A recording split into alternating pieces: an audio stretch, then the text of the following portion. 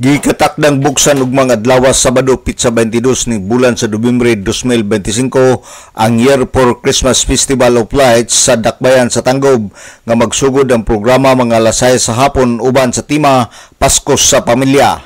Ang maong opening sa Christmas Festival of Lights ang gisalmutan kini sa nagkalain-laing agency lokal ug nasyonal o gidahuman nga dagsaan sa katawhan tungod sa Panggilby Bridge nga nagkutay sa Lanao del Norte o sa Dakbayan sa Tanggob, Misamis Occidental.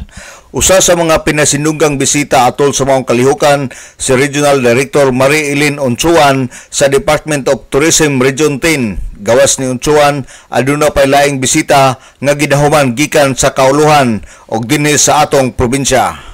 Kini nga Festival of Lights, din taon-taon naman yung ginahimo nato sa Dakbayan sa Tanggob. So karon ang preparasyon nato, no? Karong November 22, no? Kay karon may pinakasayo nga opening nato, no? Naghihimo sa Dakbayan sa Tanggob sa opening sa atong Festival of Lights sa atong Dakbayan. Pagkakaroon mga 95% na, no?